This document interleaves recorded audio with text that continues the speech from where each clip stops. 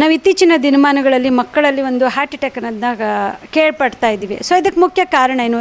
ಯಾಕೆ ಚಿಕ್ಕ ಮಗುವಿನಲ್ಲಿ ಆ ಒಂದು ಕಾಯಿಲೆ ಬರುತ್ತೆ? ಅಂದರೆ ಹಾರ್ಟಿನ ಸಮಸ್ಯೆ ಮುಂಚೆಯಿಂದನೇ ಇದೆಯಾ ಅನ್ನೋ ಮಗುವಲ್ಲಿ ನಾವು ಫಸ್ಟ್ ನೋಡಬೇಕಾಗತ್ತೆ. So usually congenital heart disease ಅಂತ ನಮ್ಮ ಮಕ್ಕಳಲ್ಲಿ ಯೂಶ್ವಲಿ ಬೈ ಬರ್ತ್ ಇರ್ಬೋದು, ಇಲ್ಲ ಅಂಡರ್ಲೈಂಗ್ ಪ್ರಾಬ್ಲಮ್ ಇತ್ತು ಅಂದರೆ ಡಯಾಗ್ನೋಸ್ ಆಗಿದೆಯಲ್ಲ ನೋಡಬೇಕಾಗತ್ತೆ. ಡಯಾಗ್ನೋಸ್ ಆಗಿಲ್ಲ ಅಂತಂದರೆ ಮಗು OPD ಏನೋ ತೋರ್ಸೋಕ್ಕೆ ಮಾಡಿದಾಗ ನಮಗೆ ಎಕ್ಸಾಮಿನ್ ಮಾಡಿದಾಗ ಗೊತ್ತಾಗತ್ತದು. ಸೊ ಅಂಥ ಟೈಮಲ್ಲಿ ನಾವು 2D ಎಕೋದು ಏನಾದ್ರು ಬೇಕು ಮಾಡಿಸ್ಕೊಂಡ್ಬಿಟ್ಟು ಮಗುಗೆ ಕಾರ್ಡಿಯಾಲಜಿಸ್ಟ್ ಒಪಿನಿಯನ್ ಎಲ್ಲ ತೊಗೊಂಡು ರೆಗ್ಯುಲರ್ ಫಾಲೋಅಪಲ್ಲಿ ಇಟ್ಕೋತೀವಿ. ಸೊ ಅದು ಬಿಟ್ಟು ಈಗಿನ ನಮ್ಮ ಪ್ರೆಸೆಂಟ್ ಸಿನಾರಿಯೋಲಿ ಕರೆಕ್ಟಾಗಿ ಪ್ರಾಪರಾಗಿ ಲೈಫ್ ಸ್ಟೈಲ್ ಹ್ಯಾಬಿಟ್ಸ್ ಚೇಂಜಸ್ ಇರೋದ್ರಿಂದ, ಒಬೆಸಿಟಿ ಎಲ್ಲ ಇರೋದ್ರಿಂದ ಡೆಫಿನೆಟ್ಲಿ ಸ್ವಲ್ಪ ಎಲ್ಲೋ ಒಂದು ಕಡೆ ಆ ಥರ ಮಕ್ಕಳಿಗೆ ಸ್ವಲ್ಪ ಪ್ರಾಬ್ಲಮ್ ಬರೋ ಚಾನ್ಸಸ್ ಇದೆ. ಎಲ್ಲೊಂದು ಕಡೆ ಪೂರ್ವಜರಿಂದ ಆ ಮನೆತನದಲ್ಲಿ ಒಬ್ರಿಗಿತ್ತು ಅಂದರೆ ಅದು ವಂಶ ಪರಂಪರೆಯಿಂದ ಬಂದು ಆ ಮಗುವಿಗೆ ಏನಾದರೂ ಬರ್ತಕ್ಕಂಥ ಚಾನ್ಸಸ್ ಇರುತ್ತಾ? ಎಲ್ಲ ಕಂಡೀಷನಲ್ಲೂ ಹಂಗೆ ಇರುತ್ತೆ ಅಂತೇನು ಹೇಳೋಕ್ಕಾಗಂಗಿಲ್ಲ. ಮಗುವಿಗೆ ಮುಂಚೆಯಿಂದನೇ ಪ್ರಾಬ್ಲಮ್ ಇತ್ತು ಅಂದರೆ ಅದು ಬೇರೆ ಥರ ಆಗುತ್ತೆ. ಅದು ಆದರೆ ಅದರಲ್ಲಿ ಏನು ಫ್ಯಾಮಿಲಿ ಏನು ಸಿಗ್ನಿಫಿಕೆಂಟ್ ಇರೋಲ್ಲ. ಕೆಲವೊಂದು ಮಕ್ಕಳಿಗೆ ಬೈ ಬರ್ತಿರೋದ್ರಿಂದ ಅಂಥ ಮಕ್ಕಳಿಗೆ ನಾವೆಲ್ಲ ಕರೆಕ್ಟಾಗಿ ರೆಗ್ಯುಲರ್ಲಿ ಮಾನಿಟ್ರಿಂಗ್ ಇಟ್ಕೊಂಡ್ರೆ, ಫಾಲೋಅಪ್ ಇಟ್ಕೊಂಡ್ರೆ ಟ್ರೀಟ್ಮೆಂಟ್ ಮಾಡ್ಬೋದು. ನಿಮ್ಮ ಸುಜಿನಿ ಆಸ್ಪತ್ರೆಯಲ್ಲಿ ಸೊ ಅಂಥದ್ದು ಯಾವುದಾದ್ರೂ ಹೈ ರಿಸ್ಕ್ ಕೇಸ್ ಬಂದಿತ್ತಾ? ಯಾವ ರೀತಿಯಾಗಿ ಹ್ಯಾಂಡಲ್ ಮಾಡಿದ್ರಿ ನೀವು? ಸಕ್ಸಸ್ ಆಯಿತಾ?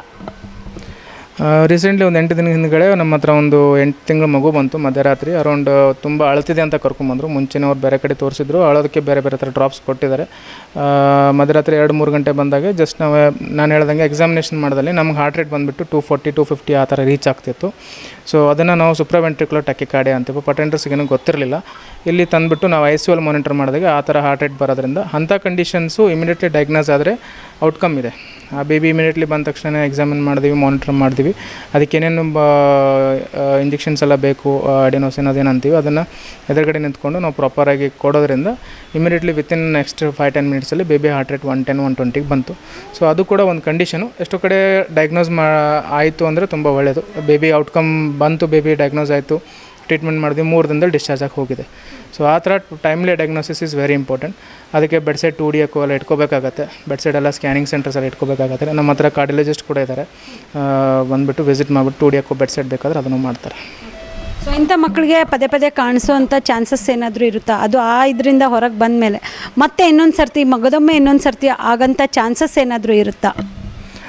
ಡೆಫಿನೆಟ್ಲಿ ರಿಕರೆನ್ಸ್ ಅನ್ನೋ ಚಾನ್ಸಸ್ ಇರುತ್ತೆ. ಸೊ ನಾವು ತಾಯಿ ತಂದೆಗೆ ಡಿಸ್ಚಾರ್ಜ್ ಮಾಡಬೇಕಾದ್ರೆ ಹೇಳಿರ್ತೀವಿ, ಈ ಥರ ಪ್ರಾಬ್ಲಮ್ಸ್ ಏನಾದರೂ ಡೇಂಜರ್ ಸೈನ್ಸ್ ಅಂತ ಹೇಳಿರ್ತೀವಿ. ಈ ಥರ ಏನಾದ್ರು ಆಯಿತು ಅಂದರೆ, ಈ ಥರ ಏನಾದರೂ ಮಗು ಪ್ರಾಬ್ಲಮ್ ಅಂತು, ಭಾಳ ಅಳತಿತ್ತು, ಭಾಳ ಅನ್ಕನ್ಸಲೇಬಲ್ ಕ್ರೈ ಎಲ್ಲ ಇತ್ತು ಮಾಡ್ತಂದರೆ ಇಮಿಡಿಯೇಟ್ಲಿ ಮೆಡಿಕಲ್ ಅಟೆನ್ಷನ್ ಸೀಕ್ ಮಾಡೋಕ್ಕೆ ಹೇಳ್ತೀವಿ. ಇನಿಷಿಯಲಿ ಬಂದ ತಕ್ಷಣ ಅಟೆಂಡ್ ಮಾಡಿದ್ರೆ ಬೇಬಿ ಔಟ್ಕಮ್ ಕೂಡ ತುಂಬ ಒಳ್ಳೆಯದಾಗಿರುತ್ತೆ.